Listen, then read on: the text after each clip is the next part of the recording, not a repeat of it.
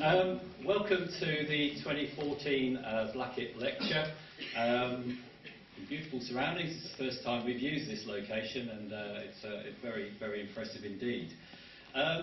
Before the main event tonight, we have a series of awards that we normally award at and present at this occasion. So what I'm going to do to start with is run through a series of awards. A number of them are people who are going to be present to receive their award. We apologise, there are a few. It partially reflects the international nature of the society, that people, particularly from Australia, have been unable to attend this evening. So we'll start this evening with the Beale Medal. And this medal is given as formal recognition of a sustained contribution by one person to operational research in the UK. And it's a great pleasure this year to award this to Professor Robert Files from Lancaster University. Let me read out an abridged version of the citation for his award. For those who wish to read all of the citations, then they will be available on the Society's website and also through the newsletter in the near future. But just to say that Robert is a distinguished Professor of Management Science at Lancaster University Management School. Following a first degree in mathematics at Oxford and a PhD in statistics at the University of California, Robert joined the staff of Manchester Business School as a lecturer in 1971. That probably ages him when I say that. Thank you. Sorry. I was still at primary school. Shouldn't tell you that either.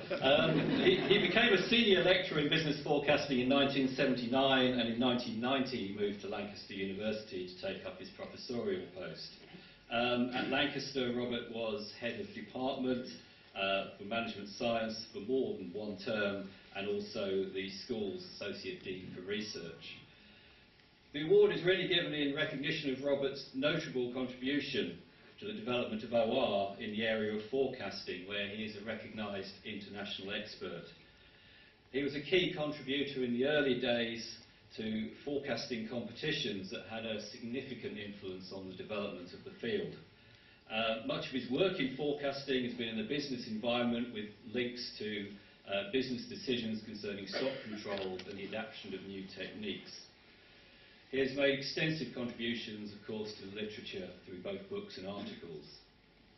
Robert is a past president of the International Institute of Forecasting, and he was co-founder and editor of the Journal of Forecasting and also of the International Journal of Forecasting. However, Robert's concern for practice actually goes beyond just the area of forecasting, and many of you may remember that he was a key figure and leader in the survey of OR groups in the Success and Survival of OR Groups survey run for the Society in the 1990s, and more recently has run a similar survey on behalf of IFORS, the international body, which was recently published. Robert has been a regular supporter of the OR Society activities, starting in 1979 when he was leading the Forecasting Study Group, as it was known then, and he was Vice President of the Society from 1995 to 1997. Over the course of his long career, Robert has made outstanding contribution to the development of operational research in the UK, and so he's a worthy winner of the Beale Medal. Robert, would you like to come and receive it?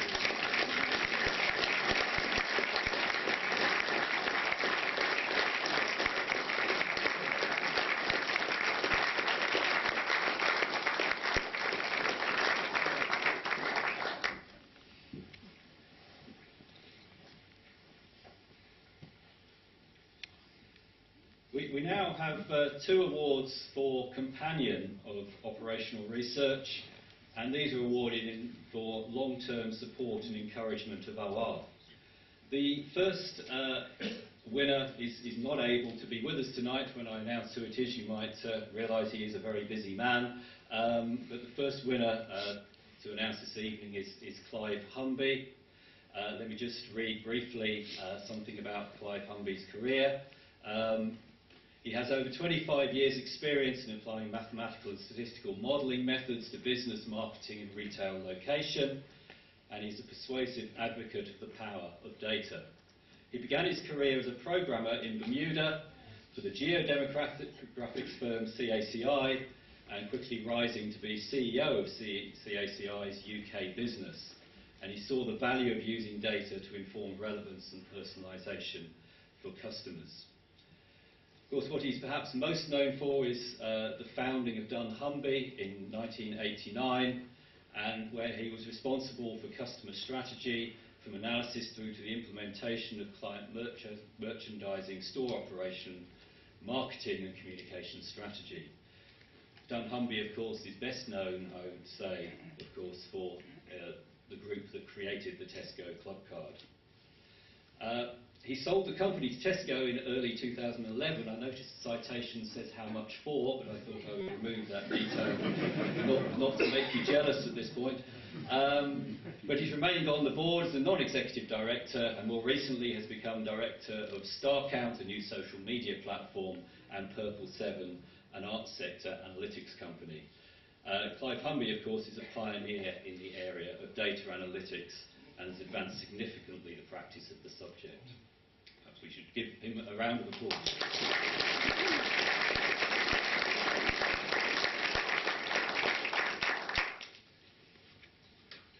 The second award of companionship is a pleasure for me to give tonight is to Professor Ruth Davis, not least because, of course, Ruth was a colleague of mine for a number of years when we both worked at Warwick University. I should add to that that I'm not involved in the awarding of these awards. Ruth, I'm sure many of you know, is one of the big names in simulation since the 1980s. And a PhD work at the University of Southampton with K.D. Tocker resulted in the textbook co-authored with Bob O'Keefe entitled Simulation Modelling with Pascal, which later led to her work on the patient-oriented simulation software.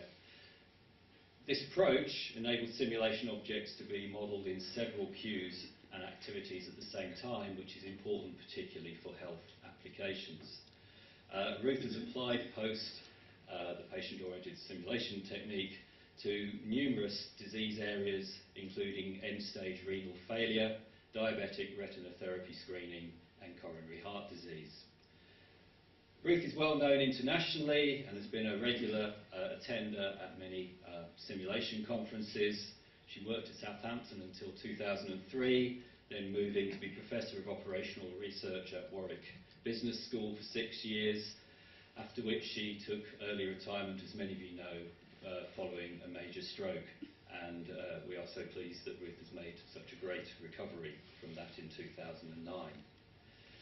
Ruth has served the OR Society in various ways, and for several years was chair of the Publicity and Membership Committee and co-chair of the 2009 annual conference, OR 51.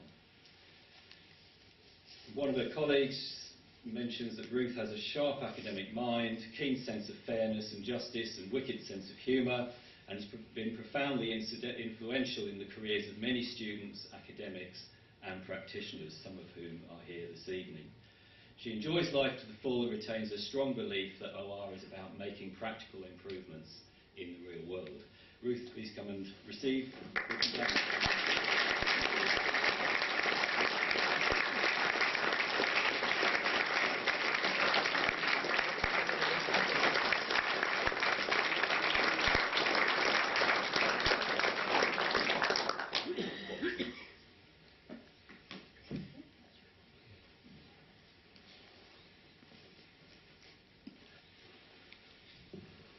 The next awards are awards for the various journals that the Society publishes. The first is the Good Eve Medal. The Good Eve Medal is awarded in recognition of the most outstanding contribution to the philosophy, theory or practice of operational research that's published in the Society's journal, the Journal of the OR Society. I'm not thanking the people that awarded this year, because they've awarded it to 4 gentlemen from Norway who have unpronounceable names. so I'm reminded of my pleasures of doing graduation ceremonies, so I will try and announce who they are and let you know who the papers, with the name of the paper. So it's Jens Bergston, David Bredstrom, Patrick Flisberg and Michael Ronquist. This is for the paper Robust Planning for Blending Activities at Refineries, published in the Journal of the Art Society 2013, and page 848 to 863 if you wish to look it up, but the citation and full details will be available through the website.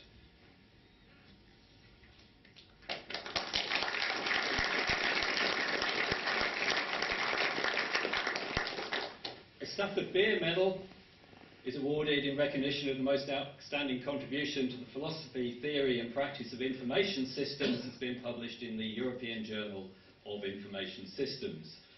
This year's winners are Elmar Kutsch, David Denyer, Mark Hall and Liz Lee Kelly. Three of these are from Cranfield. Mark Hall is from Birmingham University and I believe is present tonight. The paper was entitled Does Risk Matter? Disengagement from Risk Management Practices in Information Systems Projects, published in the European Journal of Information Systems. Is Mark here? Yep. Yes, please come up, Mark.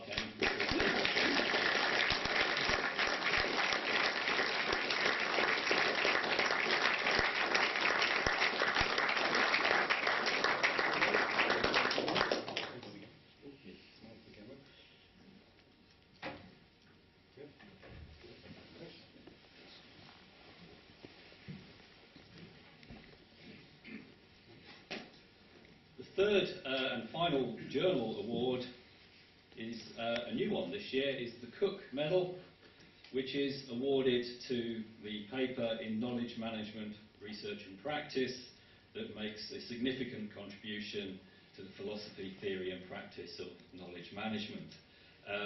Again, these authors could not be here, primarily because the first author is from Edith Cowan University, Western Australia, but Paul Jackson and Jane Clovis from Bocconi University win the award for their paper Deciding to Use an Enterprise Wiki, the Role of Social Institutions and Scripts. So if we could congratulate them.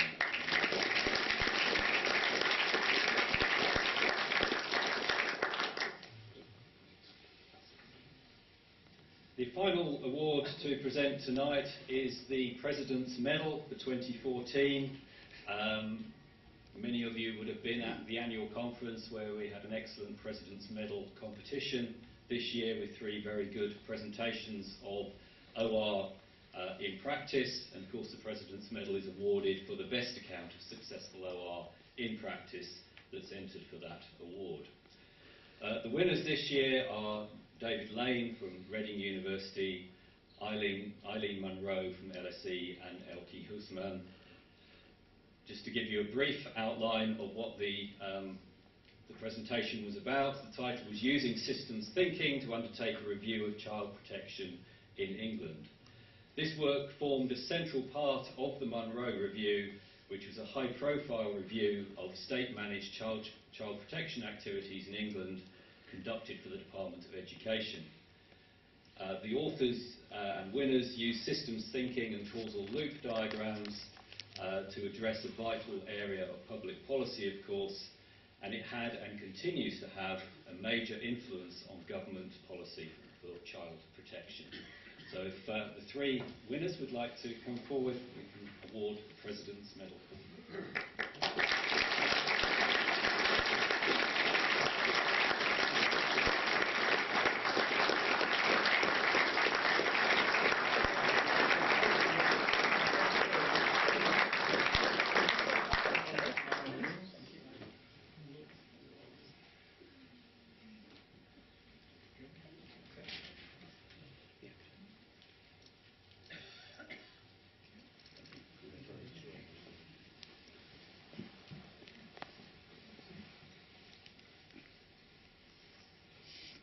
So I just have two further announcements. The first is actually to mention there is a final award, which is the Society's Doctoral Award, also known as the George Patterson Shield. which is for the most distinguished body of research leading to the award of a doctorate in the field of OR. This information is hot off the press in that the award was only decided, I think, on Monday, is my understanding. So you're the first to hear this. I should have tweeted it first, I suppose. The winner this year is Tom Lidbetter from LSE, and the two runners-up are Christopher Pickard from Warwick University and Julie Vile from Cardiff University. So congratulations to them. We will be making their awards and presentations at the Beale Lecture, a little bit of advertising, Beale Lecture in February this year. The other just announcement I've been asked to...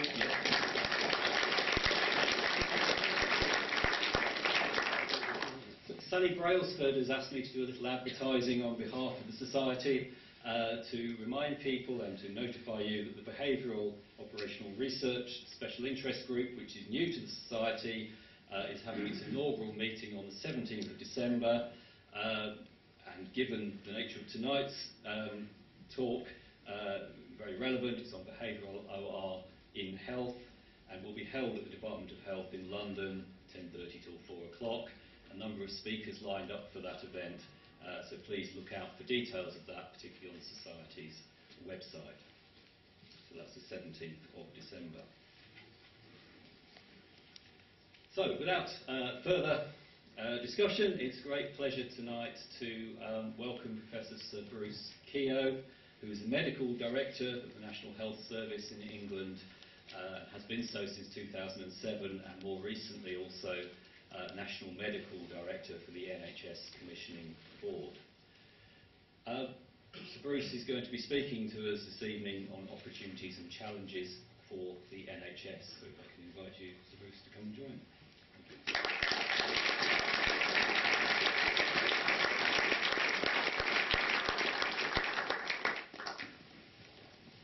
Good evening, everybody, and thanks for putting time aside to come and listen to some thoughts. It's a great privilege to be asked to give this lecture, not least of all because I can't do my job without data and without decent analysis.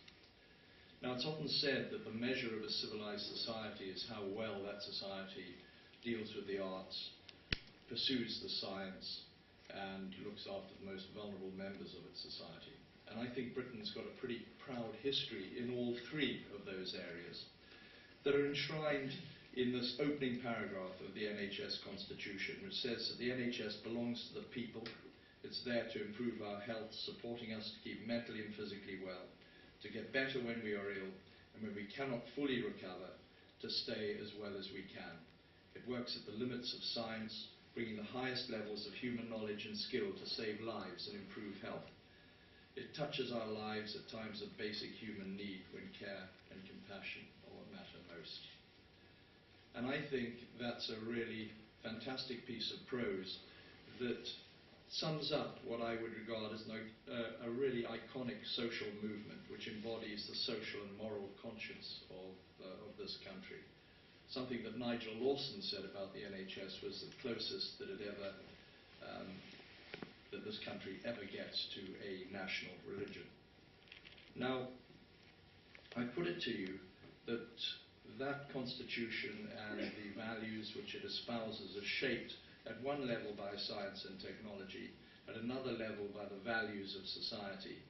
And both of those, to some extent, are driven by a cocktail of hope and fear, depending on who you are and where you sit in the system.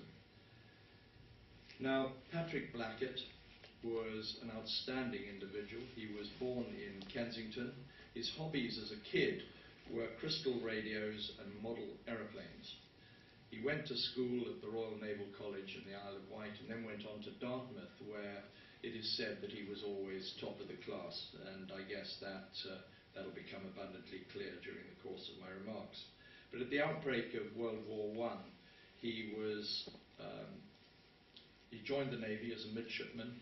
He took part in the battles for the Falkland Islands and also the Battle of Jutland.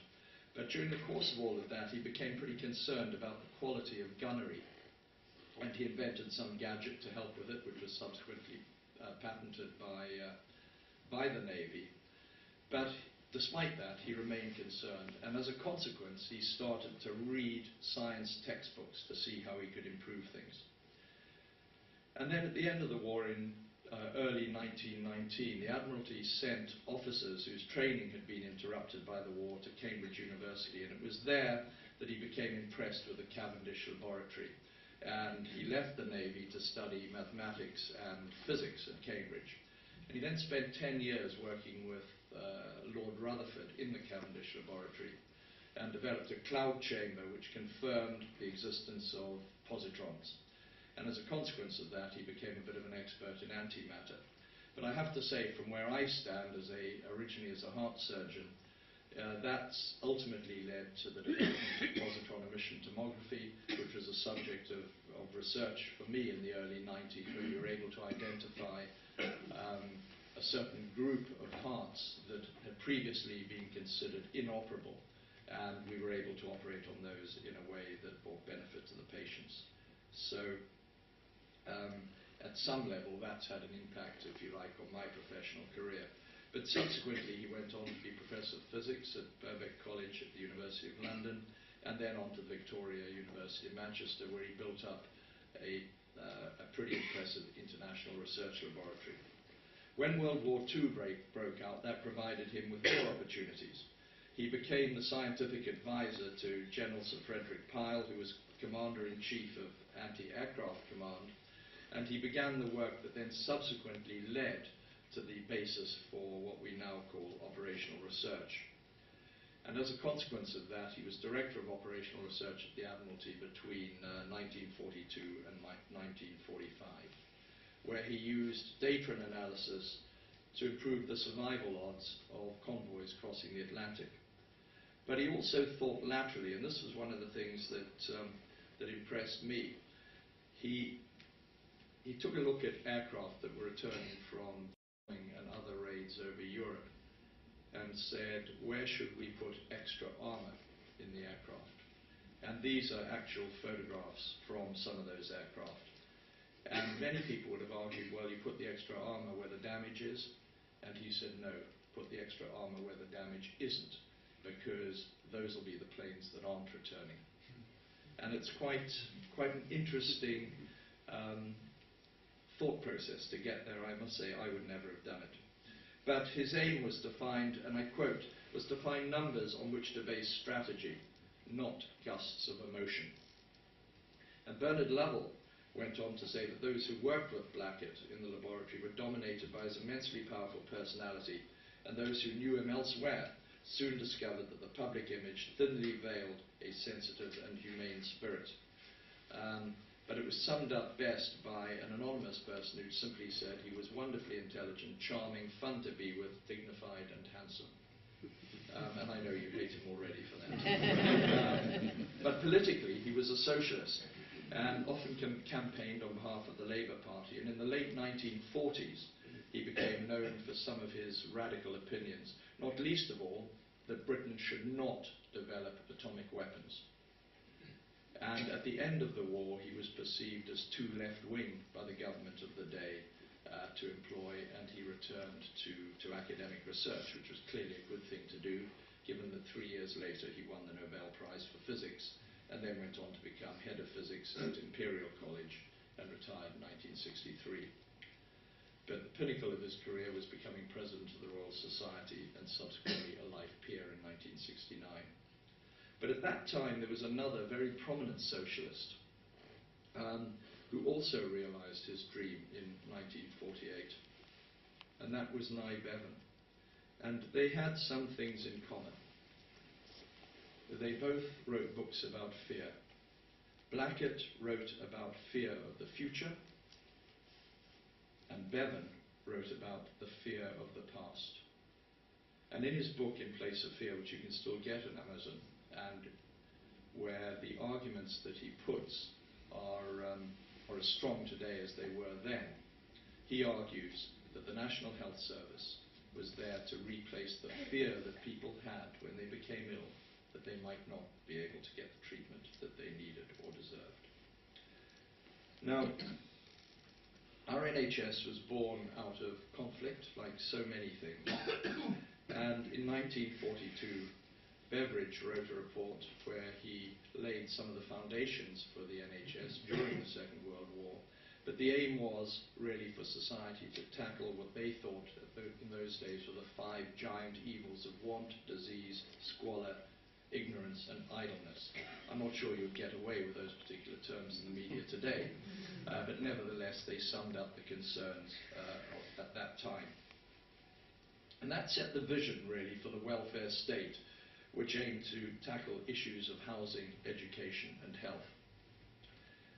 And Bevan said at the time that discontent arises from a knowledge of the possible as contrasted with the actual.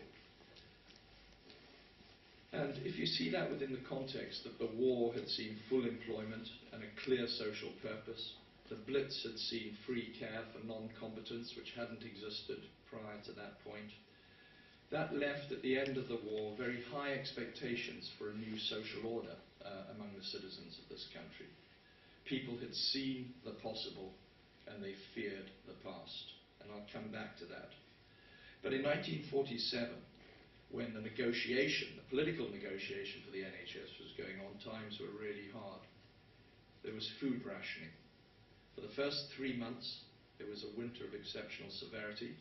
There was a fuel shortage.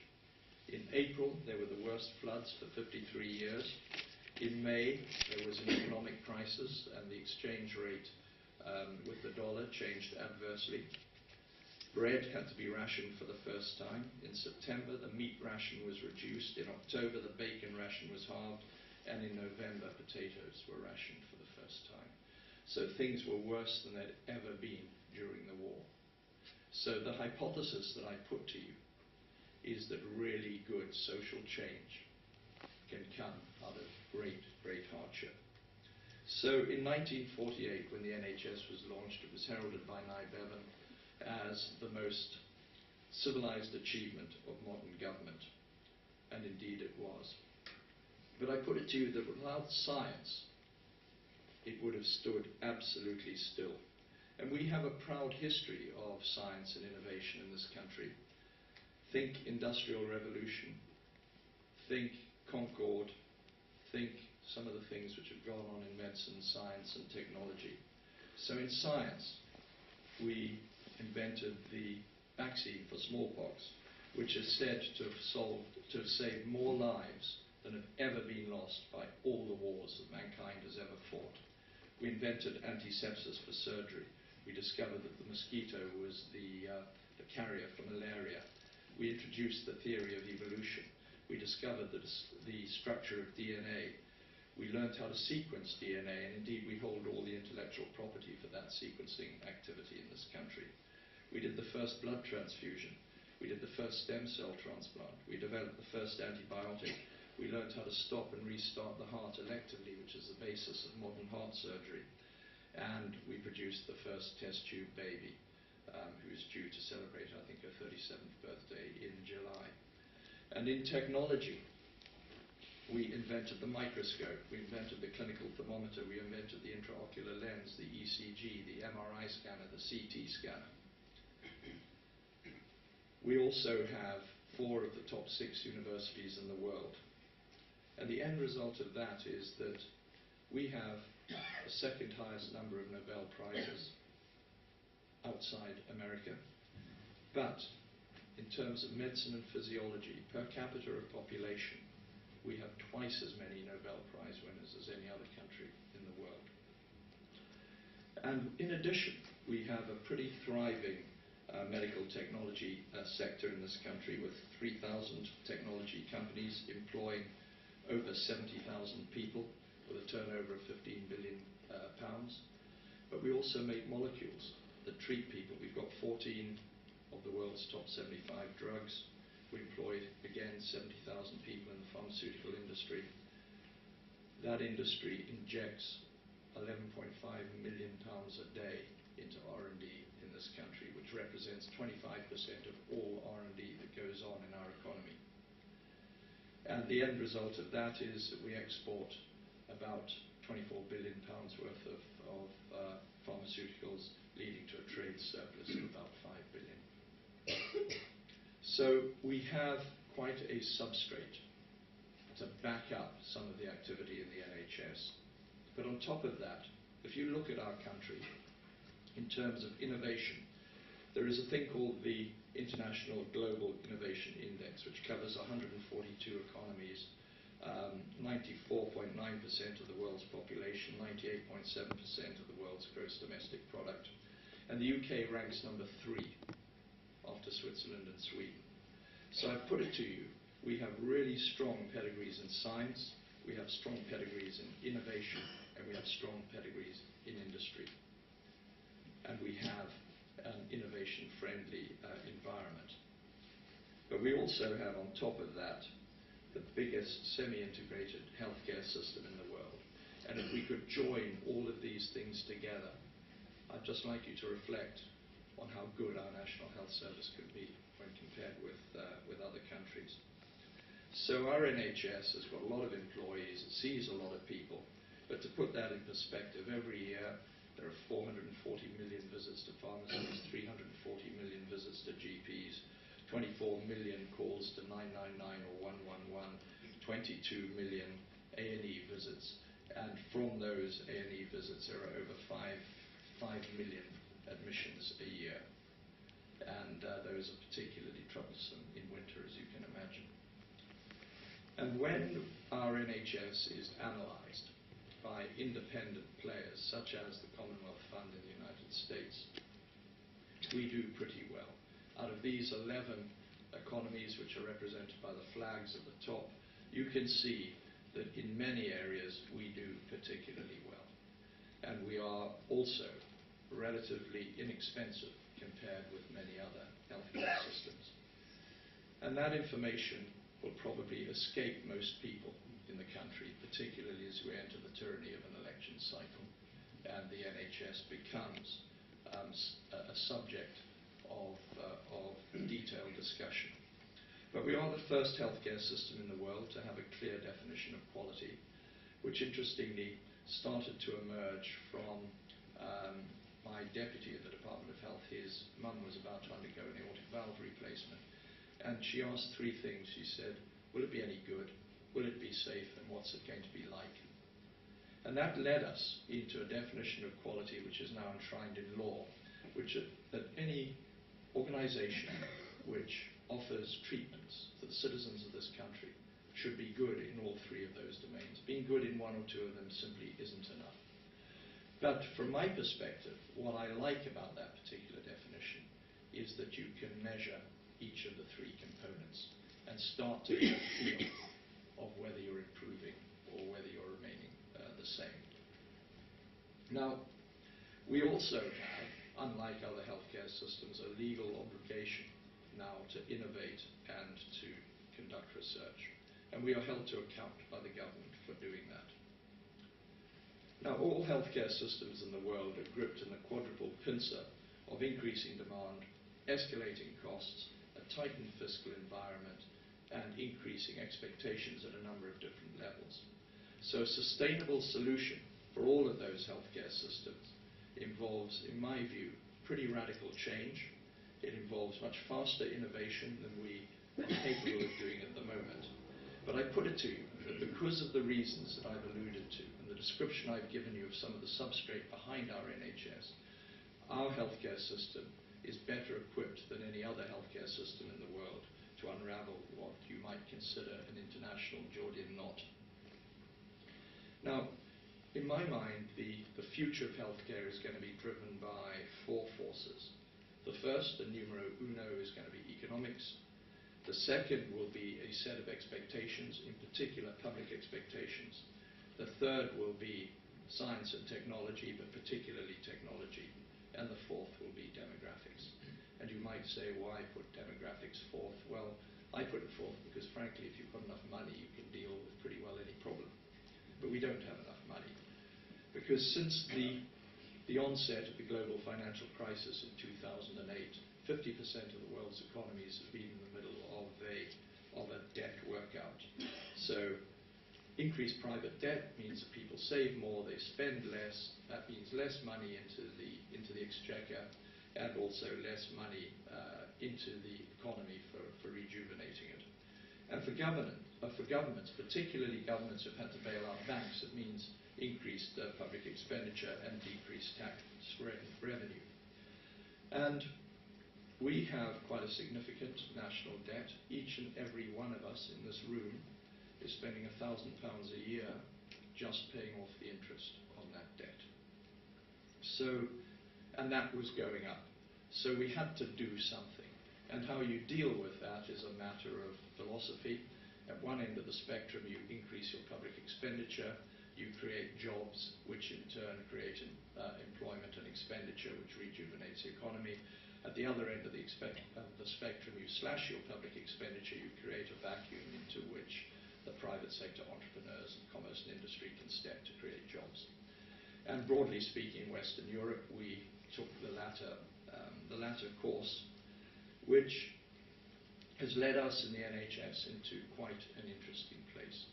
Because since 1948, on the whole, we've been used to an average increase in revenues of about 4 to 5%. And in the decade prior to the global financial crisis, that was actually closer to 10%. Now we're in a position where we're getting a relatively static amount of money, just enough to keep up with inflation and a little bit more. But demand continues to rise at 4 to 5% per year. So between 2010 and 2014, that particular 5-year gap, it became clear that we would have to make £20 billion worth of efficiency savings. And we're on target to do that. But it has been tough, and we've picked much of the low-hanging fruit to enable us to do that, which is either by doing things centrally, pay freezes, better procurement, better negotiations with the pharmaceutical industry, sweating the assets more, or redesigning some of the way that we develop clinical services. But now we're looking the next 5 years in the face, and it looks as though the efficiency savings which we will have to make in the coming 5 years is closer to 30 billion. And we think, given that we've plucked most of the low-hanging fruit to be able to do that, that we can probably get another 20 or 22 billion pounds out. But we do think that we need to go to the country and ask for additional funding for the NHS. So it's quite clear that we've moved from a period of relative abundance to a period of relative scarcity. That's not peculiar to the UK, but I do think we're better equipped to deal with it. So in the year 2000, average growth in the European Union on healthcare expenditure was about 7%. So it was the same, broadly speaking, in the UK as it was in Europe. But in 2000 and 2009, it was about 4 to 5%. In 2010, in the European Union, it was minus 0.6%. Ireland had gone from plus 6.5% to minus 8%. Greece had gone to minus 7%. Their healthcare system virtually collapsed with the recrudescence of diseases that had previously been eliminated, such as malaria. So this is a pretty serious issue, the consequences of the global financial crisis. Different countries have dealt with it in different ways. Some have slashed the wages of people working in the healthcare system. Some have renegotiated the compact with their citizens about what people could get free. Through our efficiency savings, we've been able to avoid any of those really difficult decisions. Now, demographics are changing at the same time as this is going on. We now have more pensioners than children in this country.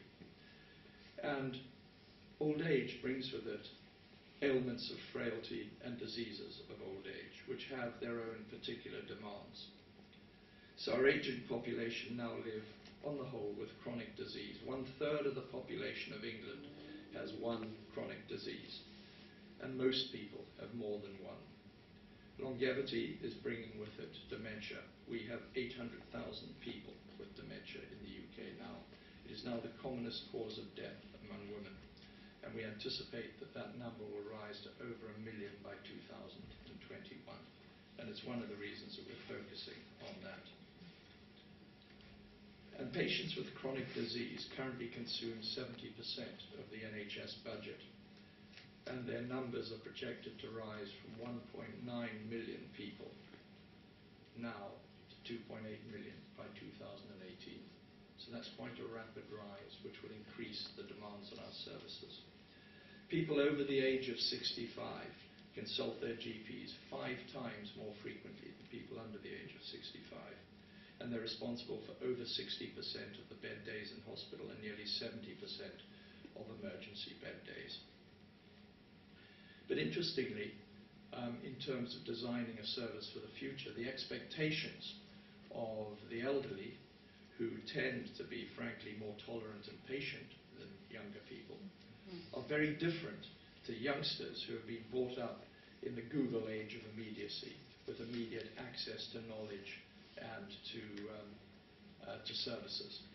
So we have to develop an NHS that is capable of dealing with those two conflicting demands.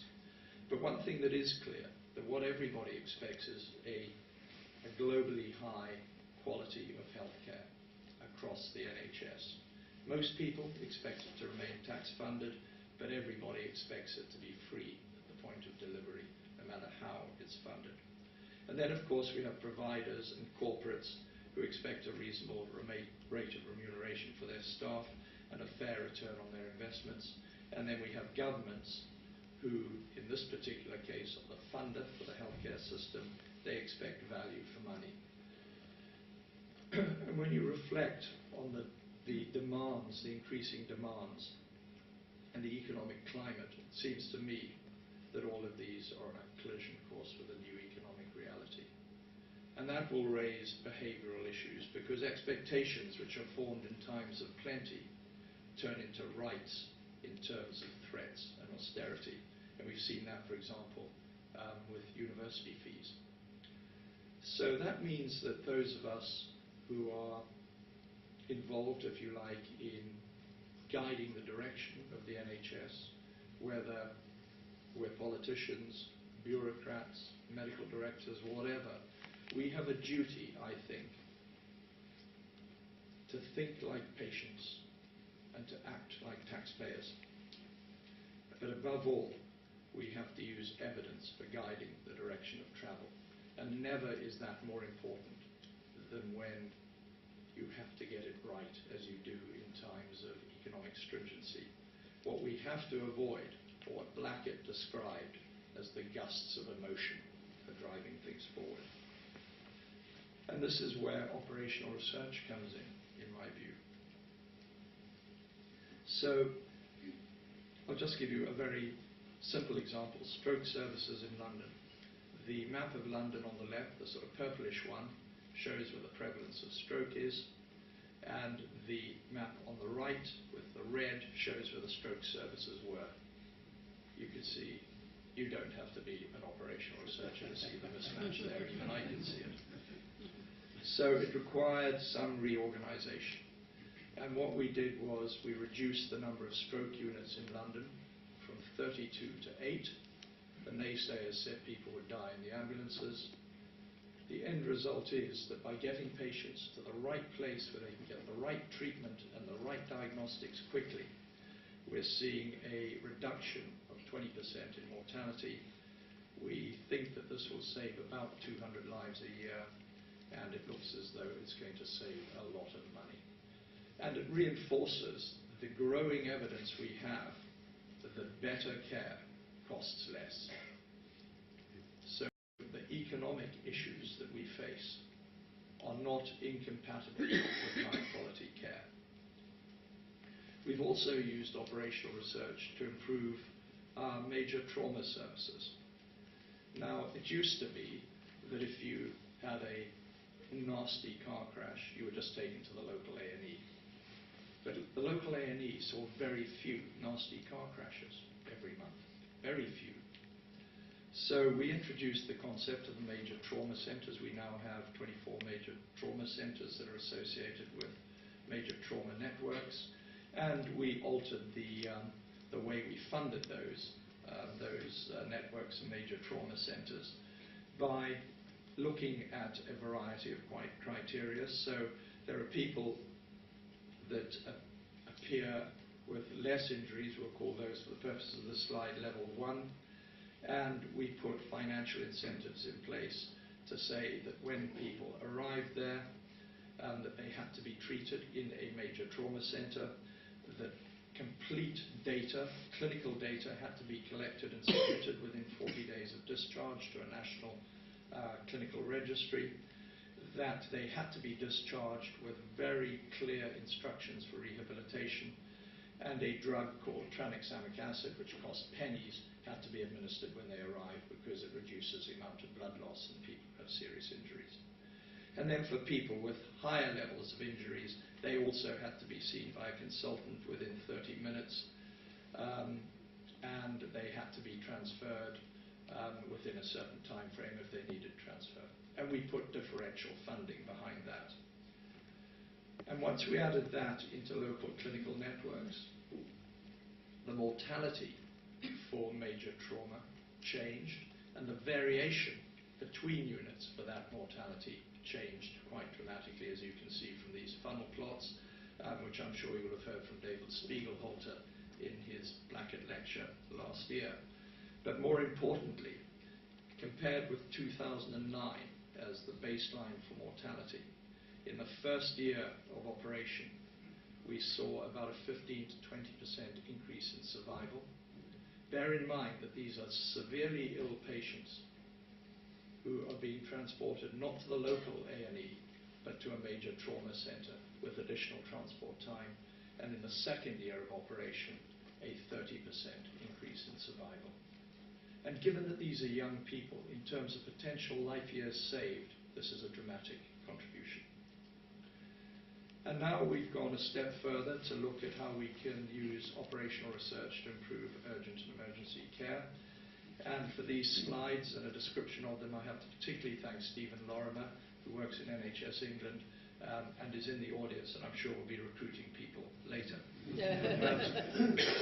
What is clear is that there is a massive variation for demand for A&E services around the country. It's about a 10-fold difference in variation, which is shown really by the ranked histogram on the right and the Technicolor scheme and the map. But to give you a feel for what that means, if we look at Townhouse Ward in West Lancashire, they have about 111,000 visits to A&E per 100,000 of population, as opposed to Bryce Norton, which is only 6,000. So there must be massive opportunities for us to think how we can reorganize our services to address some of those issues. So I was asked to undertake a review of urgent emergency care in this country, which we're in the process of doing at the moment. And I have to say, operational research is absolutely key to the approach that we're taking, because it helps us understand whether the principles we're espousing are right, and it'll help us get to the right answer. But the first thing is that we need to engage people who live and breathe urgent and emergency care. And the second stage is that we need to build and agree a conceptual model of how patients flow around the system. And we're at a pretty advanced stage of understanding that. The next is that we need to translate that conceptual model into a financial model of the system. Now, we've still got some way to go to that, and the hawk-eyed ones of you who are looking at the graph at the bottom will notice I haven't put a scale on the left-hand side of the axis. I don't want to be criticised for not saving enough money yet. But actually, what is clear is that some things will cost more and other things will cost less. But the end result is that at the end of the day, as we roll this out, there is clearly an opportunity for us to save money and to improve the service.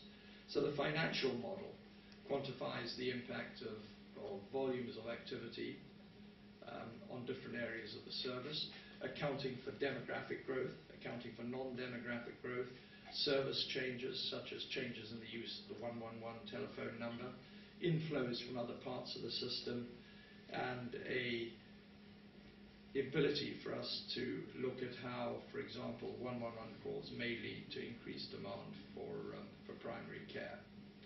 So what we see is that some of our proposals will show an increase in cost. In other words, we might, by using 111 more, divert more patients to GPs.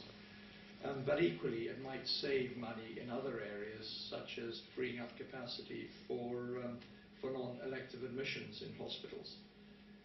And this becomes of greater relevance as we roll out with increased pace the changes that we propose. And finally, we need to translate that conceptual model into a decent simulation system to aid local planning, given that it is local planners who have to make the changes for their urgent and emergency care services. And so, using discrete event stimulation, we have the opportunity to ask a lot of what-if questions which are tailored to local areas. And we're now using similar approaches to 7-day services, because we know that our NHS tends to wind down on a Friday afternoon and crank up again on a Monday morning. We know that that has an impact on mortality over the weekends. We know it has an impact on the training of junior doctors. And we know it has an impact on the efficiency of our services while operating theatres lie empty, diagnostic kit lies unused, outpatients clinics lie fallow. And from my perspective, there's a big compassionate element, because most people going into work in the NHS do so with compassion in their hearts and professionalism in their minds. And we've created a system which is not compassionate for 2.5 days a week. So imagine the 34-year-old single mum with 2 kids who manages to get the school to look after those 2 kids on a Friday afternoon while she goes to the gym. And then in the shower at 4:30 on a Friday afternoon, she finds a breast lump. I find myself asking, how well does our NHS look after someone like that? How long before someone puts a hand on her shoulder and says, don't worry, it's just a cyst, we'll deal with that on Monday? Or before they say, it is serious, but don't worry, we'll sort you out. I think we have to, and I am tackling that particular problem. But the next area that I'd like to focus on is technology and science. So science will continue to advance as science does, but digital technology will have a massive impact, because it's radically altered how we communicate and seek information. We run our social lives online, our financial lives online, our travel lives online. Some people shop online. But whatever it is, we expect an immediacy of response online. And in healthcare, the internet and the World Wide Web offer us access to previously privileged information. Information which will change the behavioral and social dimensions of medical practice and healthcare in a way that cannot, should not, and will not ever go back. It'll change patients into participants in their own care rather than simply recipients. But I think there's more than that, because the internet is one step. But I think we're about to enter a period of creative destruction in healthcare. And I'd like you just to think of your cell phone. You don't actually have to be very old to remember the one on the left, do you? But in your pocket, almost everybody in this room will have a smartphone. So in your pocket, you've got a camera, you've got a video recorder, you've got a GPS locator, you've got a calculator, you've got a watch, you've got an alarm clock, you've got a music player, you've got a photo album, you've got a library, and you've got a voice recorder. And then if you go to the App Store, you've got a magnifying glass, a torch, a map, a pulse reader, an exercise monitor. And then if you connect onto the wireless, you've got a web surfer, a video player, a translator, an encyclopedia, a dictionary. And by the way, you can also make phone calls. And your cell phone will become the pluripotent cell for regeneration of healthcare. So start to imagine a phone which is increasingly configured to talk to medical applications, to wearable biosensors, which will turn us into walking event recorders. we just become recordable physiology, which your phone can sense, analyze, and display your own physiology. It can perform analyses which may be done in the cloud. It can acquire images. It won't be long before you can see your x-rays on your mobile phone or pick up images of the ultrasound of your baby that's in utero. And this is going to be strengthened even further by cloud-based permissions that allow different people to see this information. It'll give you massive control. And before you think some of this is a bit of science fiction, there'll be many people in this room who are wearing Fitbits or some kind of pedometer. In my age group, it's about 20% of people that wear them. In the 20 to 30-year-olds, it's about 80% that wear them.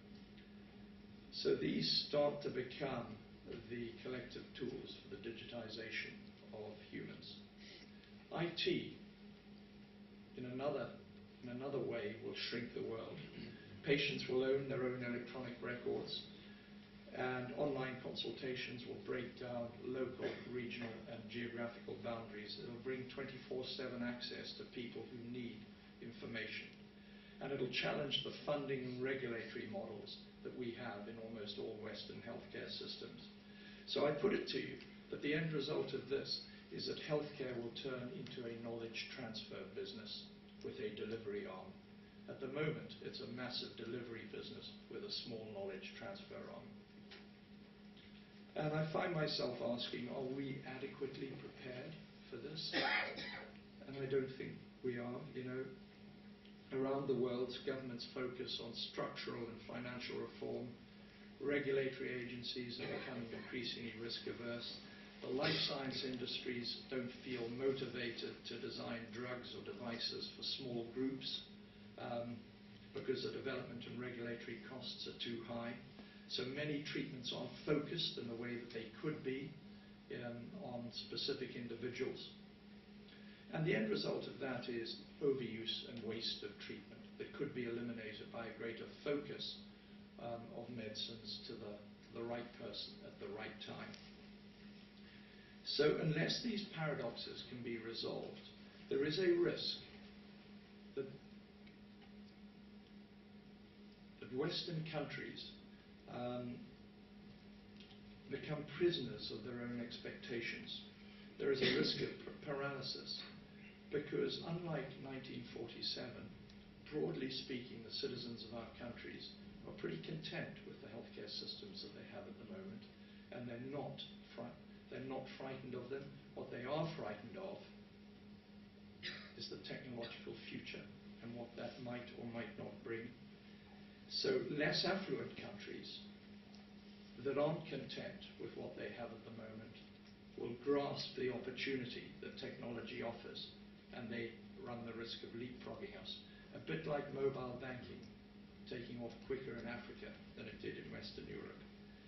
And our NHS is a service industry. We have to respond to these challenges. But I put it to you that since 1948, our track record of responding to these sorts of things has been pretty poor.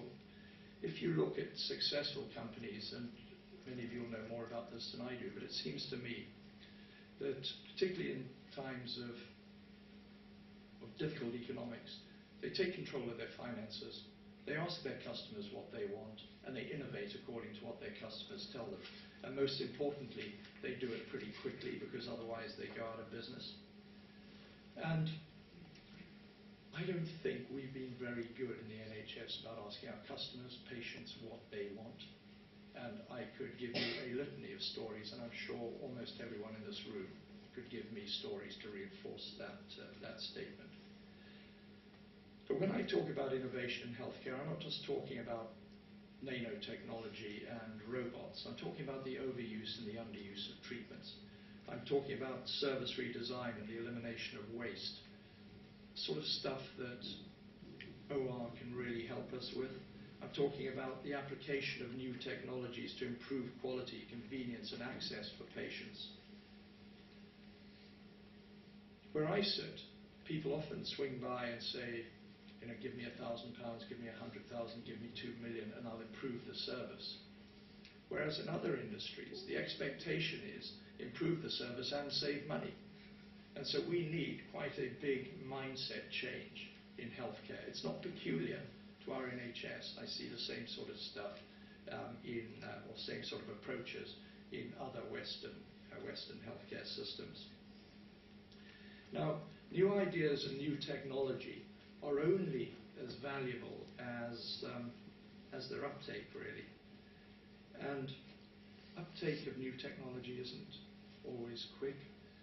So if you look at the time that it took for certain things to reach 50% of US households, telephone, 70 years, electricity, 50 years, radio, 30 years, mobile phone, 15 years, internet, 10 years. But it is getting quicker. Now in healthcare, from the time that you have class 1 evidence from a randomized set of randomized controlled studies, before something is in routine use, it's generally about 17 years. Now, because of my opening remarks about our history of innovation and R&D and the fact that we have the biggest semi-integrated system, healthcare system in the world, I put it to you that we have a massive opportunity in this country to concertina that from 17 down to somewhere between 5 and 10. Now we can do that because of the way we evaluate devices and medications, and we can do it because we now have the ability to offer to the pharmaceutical and the medtech industries the ability to roll out their interventions early and to collect for them on routine populations of patients information that is of clinical value, commercial value and regulatory interest in such a way that we can turn our NHS into the go-to place for innovators around the world, and that is one of my ambitions. And that leads me on to what I think is going to be the next massive opportunity for our NHS, and that is genomics. Now, you will have heard that the Prime Minister has announced that he wants us to be the first country in the world to sequence 100,000 genomes, and the majority of those to be human. And you might think, why would he be interested in that? Well, he has very personal reasons from his own family for being interested in that. And there's no stronger driving force. And we will be the first country to sequence 100,000 genomes. But this is not going to be just a research project. This is the beginning of understanding the genomes of the majority of the population in this country. So 10 years ago, sequencing a human genome cost $2 billion and took over a year. Now we know that it is considerably shorter, that we can certainly do it for £100,000 and probably closer to 500, and that it can be done, depending on how much you're prepared to pay, in less than 24 hours or maybe even in a few hours. So what was science fiction a decade ago has now become a very real possibility, almost bedside testing, provided we get the analytics right, that'll have a major impact on the way healthcare services develop. It'll enable us to predict diseases that people may suffer in the future. It'll enable us to prevent the expression of those diseases. It'll enable us to prolong life, and it'll enable us to target treatments to those diseases much more effectively. So when I was training as a surgeon, there were 4 different types of breast cancer. Now there were well over 40, all defined by their genetic sequence. Adenocarcinoma of the lung, I'm a chest surgeon and heart surgeon by background, is now treated entirely by an understanding of its genetic sequence. But the ability to sequence the whole genome opens up massive opportunities for us to bring huge benefits to the population of this country. But here's the rub. As we start to hear more about the economic climate, more about some of the failings in our NHS, greater discussion amongst political colleagues about the future of the NHS, greater commentary from people on the side of the NHS, people will start to ask, can we afford it? And is our NHS fit for the future? Now I put it to you, and I come right back to the beginning where I said that science was absolutely key to the NHS constitution. Imagine you were in a country with emerging ability to sequence the human genome and to understand who was going to be susceptible to what risk, only to suddenly remember that you were in a country where the healthcare system was based on insurance or your ability to pay. Our healthcare system, based on the strong social conscience of this country, based on the fact that it is owned by everybody, for everybody, irrespective of race, colour or creed, based on a pooling of our collective healthcare risk and a pooling of our money to deal with that risk, I would argue, puts us in a better position than any other healthcare system in the world to deal with the future of healthcare, which will be defined by the advance of science. So, on that note, I'd just like to say thank you very much for listening. Please be optimistic about the future of the NHS. And can I publicly thank Steve Lorimer, wherever he is in the audience, for his help with preparing some of the OARS stuff that's been in this talk. So thank you to all of you, and thank you to Steve.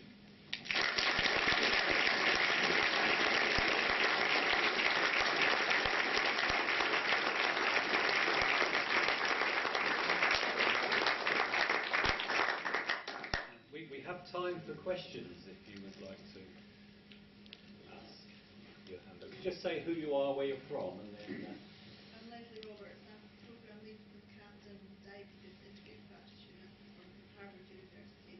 We do value-based nutrition across diabetes services, primary care community services, and hospital services. So a lot of what you're saying is what I'm doing day to day. And I just wanted to ask you a couple of questions about, do you think changes in the NHS that are new, like federation models and semi-based services, how will that improve service? Will the federation model assist us to do this better? So the kind of background to that question is that our NHS has been through a massive reorganisation in the last 2 years. Absolutely huge, with the creation of 211 clinical commissioning groups to purchase the vast majority of healthcare on behalf of this population. Nowhere else in the world has anywhere taken over 60% of the healthcare budget and given it to primary care doctors and say, run with it. And so the question about federations is there merit in some of these clinical commissioning groups joining together to help procure and commission those services jointly? And I don't think we know the answer to that. So there are some things which it doesn't really matter how big a clinical commissioning group you are. If you're commissioning for ingrowing toenails, it doesn't really matter how big the population is. If you're commissioning for complex surgery or complex cancer treatments, then it is better if you're a big group. Diabetes, it seems to me, is very common. It's an area which I regard as a major priority for our NHS because diabetes underpins the two biggest killers in our society, namely heart disease and stroke. So I can't really answer your question about federation. I don't think it'll make a lot of difference. I'm aware of the work that's going on in northwest London. And I think we need to just look at different models. I think historically the NHS hasn't really compared the different ways of doing things. So we'll wait and see. Could I maybe just come back a second, just very quickly, to say that I was We involved can't in hear you.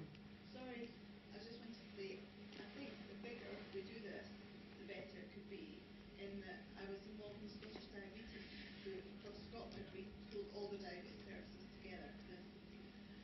I'd like us to do something like that across London, maybe not in England.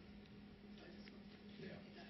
Well, to be honest, I'm not sure I'd be in favour of doing it across England. So if you take Scotland, it's got a population of about 5 million, which is about the same size as our previous strategic health authorities, or not just by coincidence, but almost the same population size as our academic health science networks.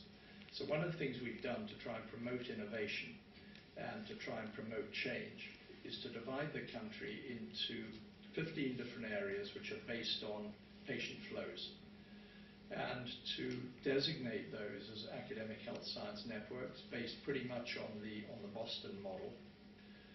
And those networks will be driven and governed, if you like, by having the right people around the table. The right people include providers, commissioners, local authorities, social services, pharmaceutical industry, medtech industry, any other industry with an interest in healthcare, to bring new ideas in and to try and promote change. So I would rather use the academic health science networks as a kind of manageable Scottish size model for getting change, and to challenge all of them to try and do it better than each other. And we're kind of heading in that direction, but it's early days.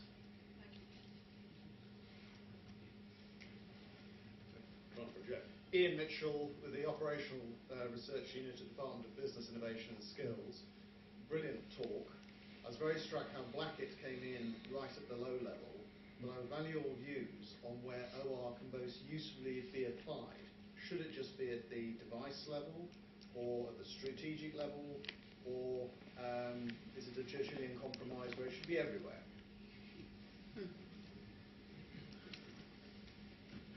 Well,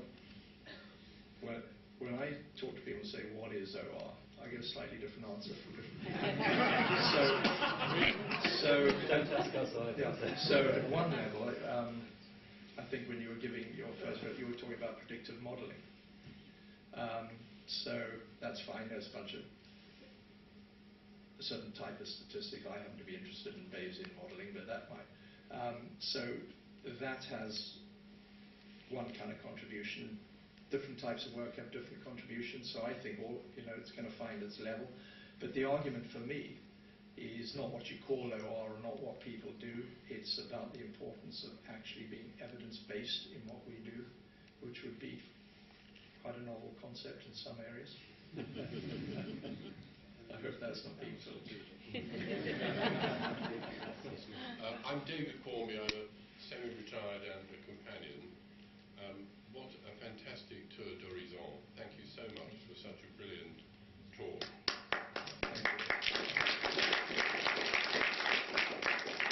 And I'm reassured to know that the NHS is in your hands. My question is this. One of your early slides showed the Commonwealth Fund analysis for 2014. And the UK had all those ones and a 2 and a 3, but down at the bottom was a 10, which was healthy lives. And of course, it's the quality of the lives that people live and how healthy they are that perhaps more than anything else drives the demand on the NHS.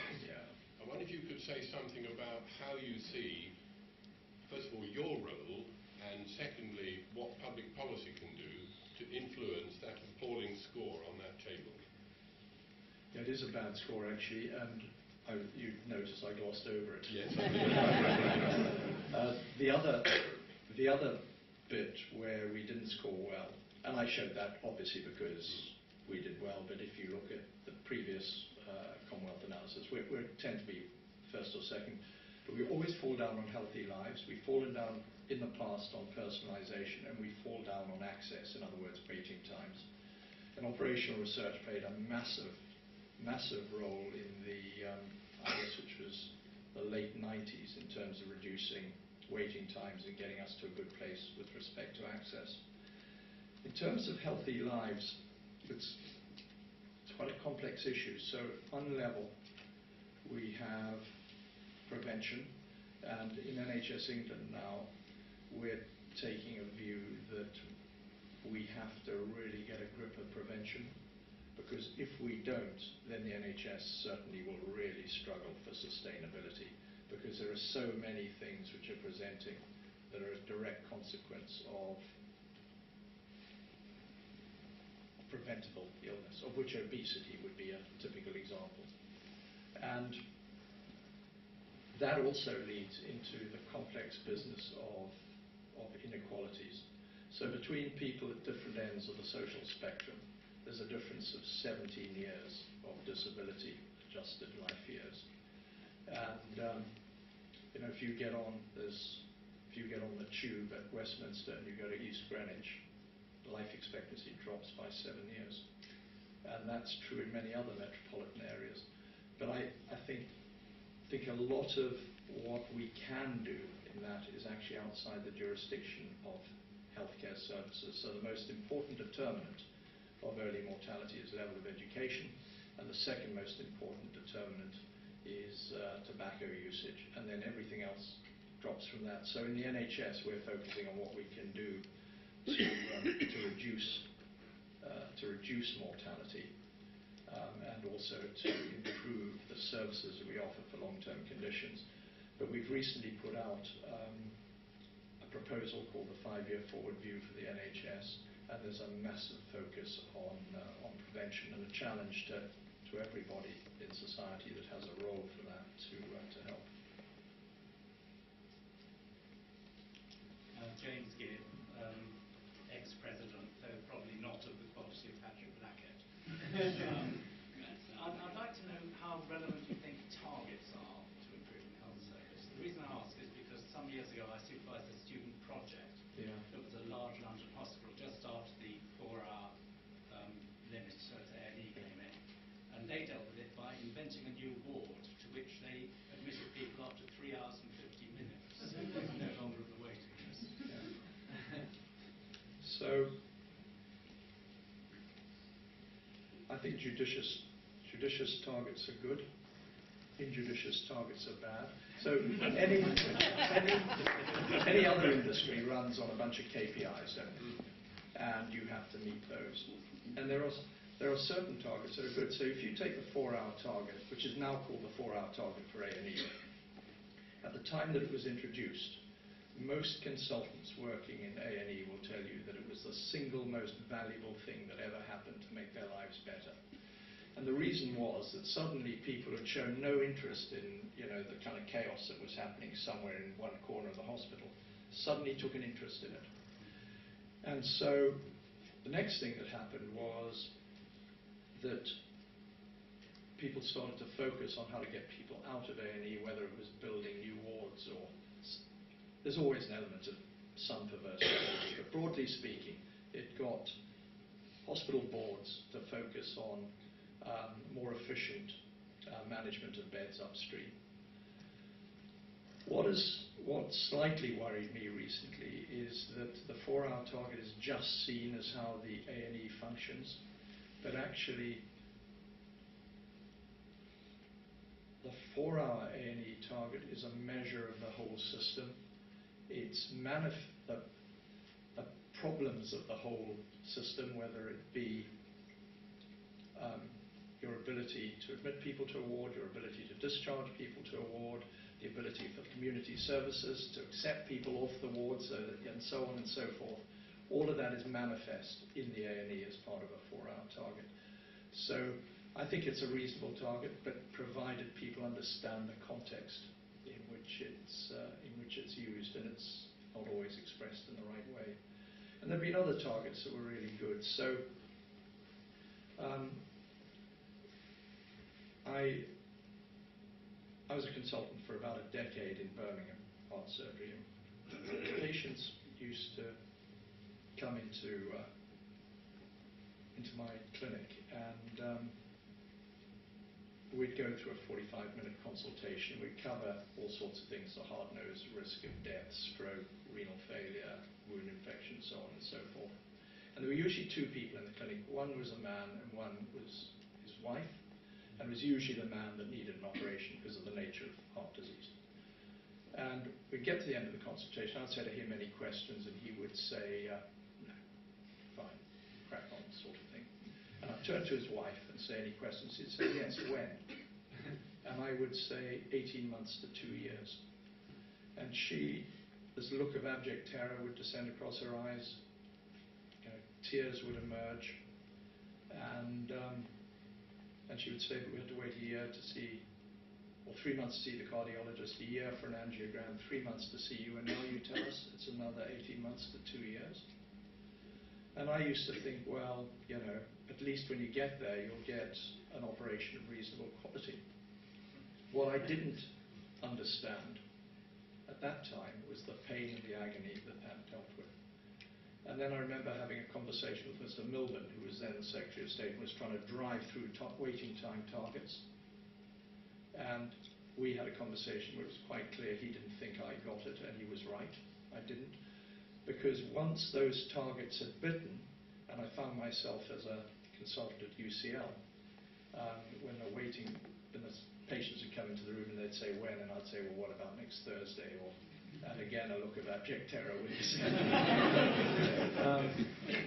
But it changed the whole dynamic, because the psychological pain was gone, the nature of the discussion in the clinic was different. It wasn't about when, it was about the disease and so on and so forth. So I was on the receiving end then, having to deal with waiting time targets, and I thought they were just a complete nightmare, but it wasn't until they were actually in place that I realized they were good. One last question. That's me, isn't it? Yes, Thank Mike, you. yes, Mike, yet another past president, I'm afraid. Can you say a little bit about primary care? You said an awful lot about acute care.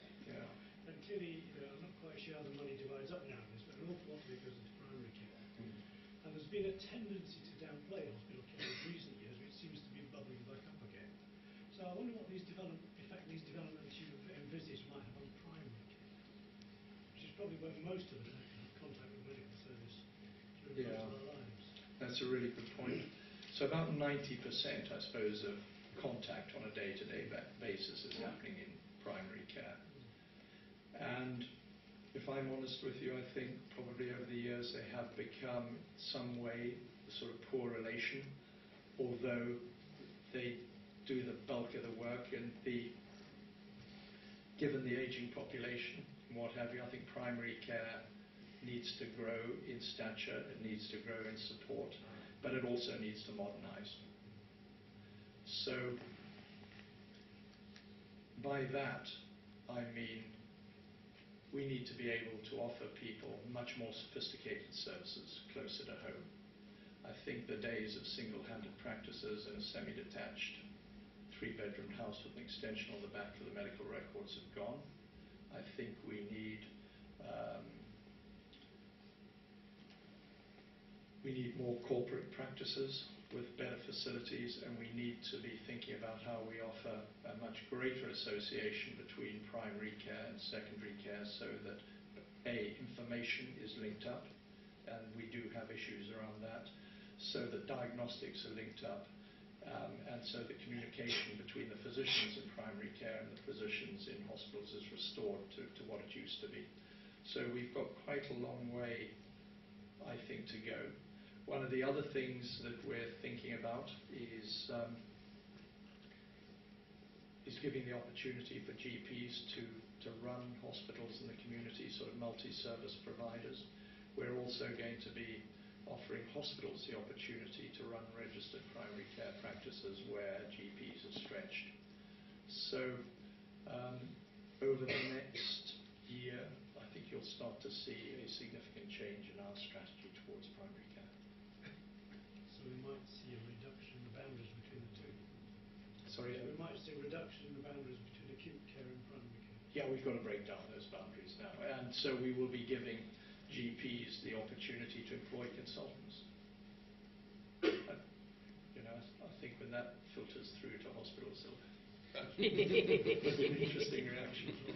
But if you go to diabetes, it makes no sense. The current incentives encourage a hospital endocrinologist to admit patients or to see them in the hospital, when actually we need to create professional and financial incentives to encourage those people to work out in the community with their primary care colleagues and just break those boundaries down.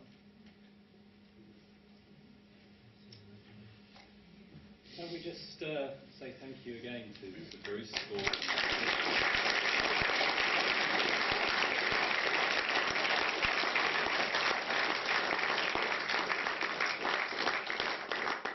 certainly found that very thought-provoking, stimulating, and I think particularly an encouragement of the central role OR has in the future, well, the current NHS and its future, and I think for many of us that is thought-provoking in terms of where we can play a role. On to next matters, more unhealthy, is we now have a stiffer drink, I believe, downstairs. If we go back to the room where tea and coffee was served, there was for the next hour a drinks reception. I'm sure there's a chance to ask further questions at that point of our speaker. So thank you again for attending, and we'll see you downstairs.